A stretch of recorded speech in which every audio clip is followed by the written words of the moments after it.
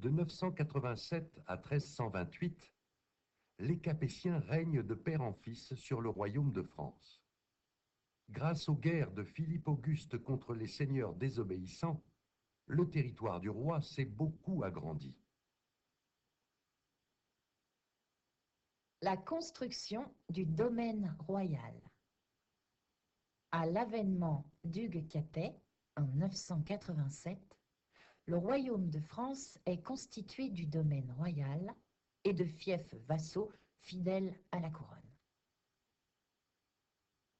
Jusqu'en 1180, le domaine royal s'agrandit autour de 3 villes, Paris, Orléans et Bourges. Sous le règne de Philippe Auguste, en 1180, le royaume de France perd la Catalogne et le Roussillon, mais s'agrandit dans le sud-est. Jusqu'en 1328, les guerres menées contre les seigneurs désobéissants permettent aux rois de France d'affirmer leur puissance et d'agrandir le domaine royal.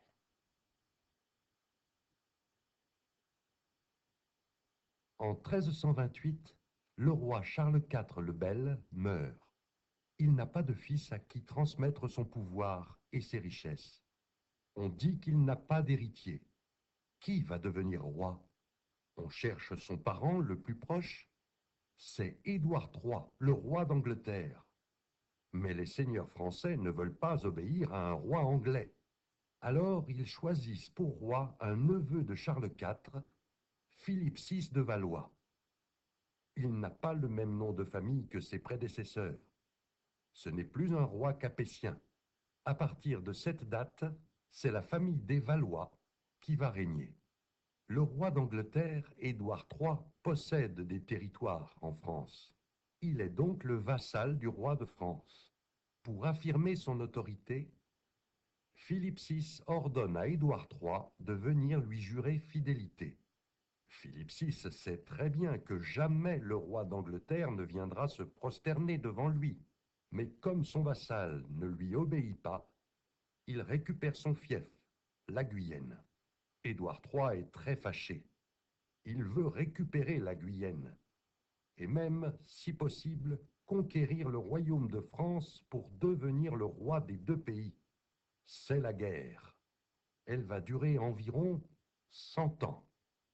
De 1337 à 1450, des périodes de guerre et de paix se succèdent. Parfois, les Anglais gagnent. Parfois, ce sont les Français. Les frontières du territoire changent très souvent. La première bataille a lieu dans le nord de la France, à Crécy, en 1346. Au cours de celle-ci, les Anglais utilisent une arme redoutable, l'arc. Les Français sont trop sûrs de gagner. Les chevaliers se précipitent et attaquent tous ensemble. Mais ce jour-là, il pleut. Le sol est couvert de boue. Les chevaux ont du mal à courir et ils se fatiguent vite. Cette bataille est une catastrophe pour l'armée française. Des milliers de soldats ainsi que la plupart des vassaux du roi sont tués par les archers anglais. Philippe VI est obligé de se sauver avec seulement 50 soldats. Édouard III profite de cette victoire pour attaquer une nouvelle ville, Calais. Le siège de Calais dure 11 mois, entre 1346 et 1347.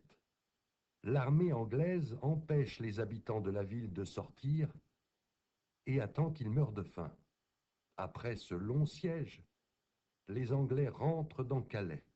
Pour éviter le massacre de tous les habitants, Édouard III exige le sacrifice de 6 bourgeois.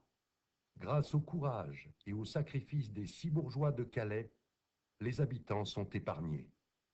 Mais la guerre n'est pas terminée.